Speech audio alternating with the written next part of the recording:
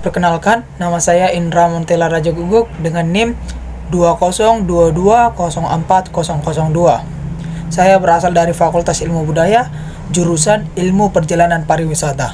Di sini saya akan menjelaskan tentang tipe-tipe dari kamar hotel, terutama pada kamar hotel yang ada di Mickey Resort Holiday. Dan kemudian saya di sini akan memaparkan tentang aturan-aturan yang harus dipahami pada saat table manner. Yang pertama, tipe kamar hotel standar. Tipe kamar hotel standar dirancang untuk wisatawan dengan anggaran ekonomis seperti pasangan muda dan backpacker. Kamar yang nyaman untuk berdua ini memiliki fasilitas yang mencukupi, seperti kamar mandi dengan pancuran dan saluran TV domestik maupun internasional. Kamar ini tidak bisa menampung tempat tidur tambahan. Yang kedua, tipe kamar hotel superior. Baru saja direnovasi oleh pihak hotel Mickey Holiday. Kamar tipe ini terletak di lantai 1 dan 2 dengan pilihan pemandangan kolam renang ataupun taman. Kamar ini juga dilengkapi dengan kamar mandi yang baru, direnovasi lengkap dengan pancuran dan balkon pribadi, kipas angin di langit-langit, meja kerja, dan unit pengisian daya jenis USB di dinding. 3. Tipe kamar hotel deluxe. Tipe kamar hotel deluxe menawarkan ruangan dengan twin bed atau double bed. Didekorasi dengan dekorasi yang unik, kamar mandi dengan pancuran, saluran TV domestik dan internasional, dan balkon pribadi yang lengkap dengan perabotan duduk di luar ruangan. Yang keempat, tipe kamar hotel family room. Kamar yang tepat untuk keluarga, berlokasi di lantai 2 dan memiliki balkon pribadi dengan pemandangan taman. Kamar mandi ini dilengkapi dengan fasilitas kamar mandi dengan pancuran, kipas angin, meja kerja, unit pengisian daya jenis USB di dinding, dan perlengkapan kenyamanan Anda. Kamar ini dapat menampung 4 orang. Yang kelima, tipe kamar hotel floral suite. Tipe kamar floral suite dirancang secara khusus berdasarkan nama bunga, seperti rose, lily, tulip, dan sunflower. Kamar lily dan sunflower mengarah ke jalan utama, sedangkan rose dan tulip mengarah ke taman. Keempat kamar ini terletak di lantai 2, kesemuanya memiliki privasi yang lebih lengkap dari kamar-kamar yang sebelumnya. Berlokasi dekat lobi utama, ruang pertemuan, dan ballroom hotel. Dan yang keenam, tipe kamar hotel theme suite. Kamar hotel theme suite dilengkapi dengan tema Oriental, Parisies, Zen, dan Siam. Keempat kamar suite ini dilengkapi dengan ruang makan pribadi, kamar mandi mewah, dan ruang tamu yang sangat luas. Anda bisa bersantai di balkon kamar dengan pemandangan taman dan kolam renang yang sangat indah. Dan yang terakhir, yang sangat-sangat istimewa, tipe kamar hotel presidential suite. Untuk Anda yang memerlukan ruangan ekstra dan nyaman dengan ruang makan dan ruang tamu pribadi yang mewah, kamar Grand Presidential Suite dirancang menawarkan fasilitas terbaik berupa mesin kopi di dalam ruangan, kamar mandi mewah, dan tambahan toilet terpisah, menghadirkan suasana yang mewah untuk memfasilitasi wisatawan liburan ataupun kegiatan bisnis. Baiklah, di sini saya akan menjelaskan tentang aturan-aturan yang harus dipahami dalam dunia table manner. Tapi sebelum saya menjelaskan, biarkan saya memberitahu definisi atau arti dari table manner. Dalam makan, kita mengenal budaya, adanya etika makan atau table manners. Etika ini mungkin lebih sering dikenali orang-orang yang mempunyai kepentingan dalam hal ini. Bisa pengusaha, pejabat, orang penting, ataupun jurus masak.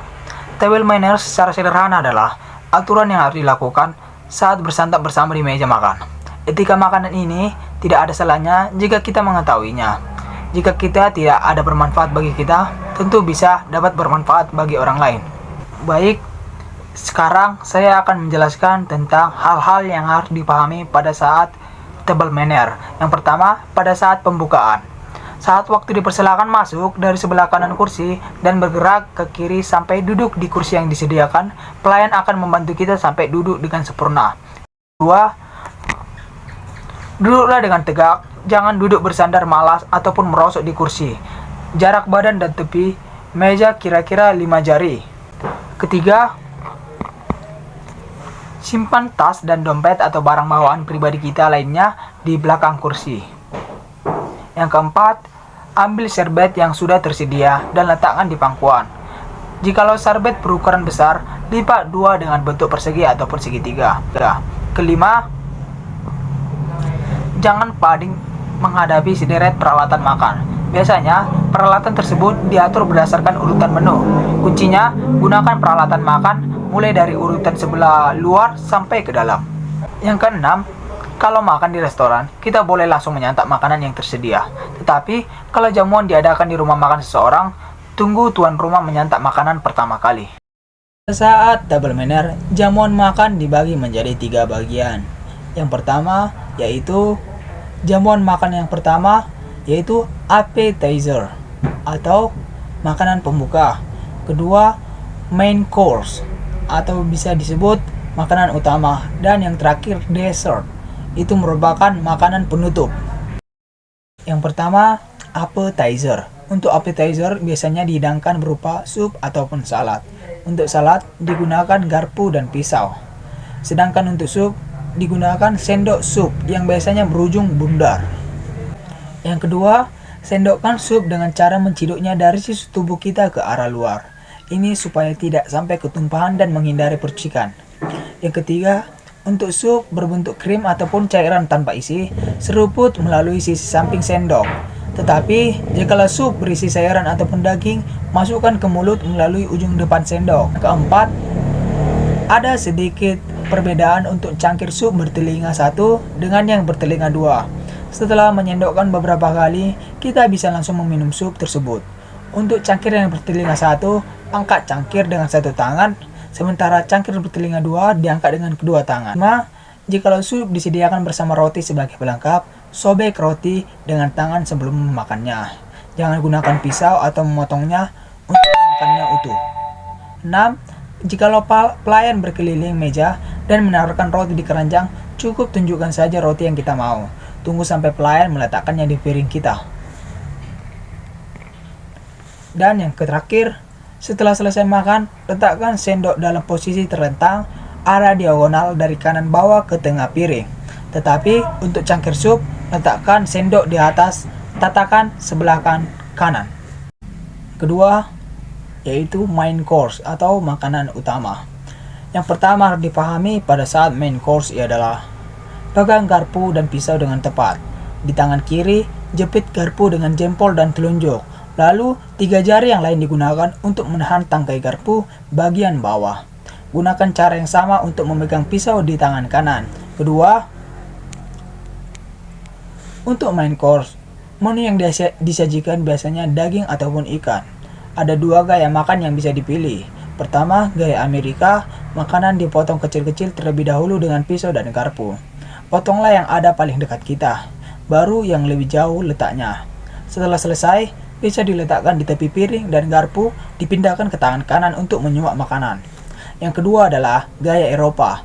Pisau tetap dipegang di tangan kanan dan garpu di tangan kiri. Makanan dipotong seukuran 1 suap dan langsung disantap. Ketiga yaitu, untuk makanan daging ataupun ikan, garpu yang dipakai harus selalu dihadapkan di bawah ataupun telungkup. Tetapi, kalau mau menyuapkan nasi atau makanan lain yang bentuknya kecil, boleh menyuap dengan garpu yang dihadapkan di atas. Dan yang terakhir, dessert. Dessert merupakan makanan penutup. Yang pertama harus dipahami pada saat dessert ialah, untuk alat makan dessert, perhatikan sendok dan garpu kecil yang disediakan sejajar dan ujungnya saling berlawanan. Kedua, jikalau dessert yang disediakan berkuah seperti puding berflah, kita bisa menyendokkan kuahnya sama seperti menyendok sup dari arah badan ke depan. Dessert buah yang dipotong kecil-kecil dimakan dengan menggunakan garpu kecilnya. Ketiga ialah, teh dan kopi biasanya dihidangkan setelah dessert lengkap dengan peralatannya. Jangan gunakan sendok untuk menyeruput minuman. Sendok yang tersedia hanya untuk mengaduk. Keempat ialah, untuk meminumnya, angkat gelas mendekati mulut. Tinggalkan sendok pengaduk di tatakannya. Selanjutnya adalah hal-hal yang harus kamu hindari saat melakukan table manner. Yang pertama adalah jangan meletakkan serbet di atas dada. Kemudian seperti alat-alat lainnya seperti handphone, tas, dan makeup di atas meja. Yang kedua adalah jangan menggunakan serbet untuk melap hidung, mata, keringat, makeup, ataupun hal-hal lainnya. Ketiga adalah jangan mengembangkan siku dan meletakkan lengan di atas meja. Dan juga jangan meniup makanan ataupun minuman supaya cepat dingin. Itu sangat dilarang. Yang keempat adalah jangan menunjukkan teman dengan menggunakan alat-alat benda tajam seperti pisau, garpu, maupun sendok. Yang kelima, jangan bersiul ataupun bersendawa. Dan yang terakhir adalah jangan mencungkil kotoran pada saat table manner. Kamu bisa pergi izin ke kamar mandi terlebih dahulu. Baiklah, begitulah penjelasan saya mengenai tipe-tipe kamar hotel dan hal-hal yang harus dipahami pada saat table manner. Dan ini merupakan hasil dari pengalaman saya saat saya praktek lapangan di Mickey Hotel Holiday yang berada di Brastagi. Sekian dan terima kasih.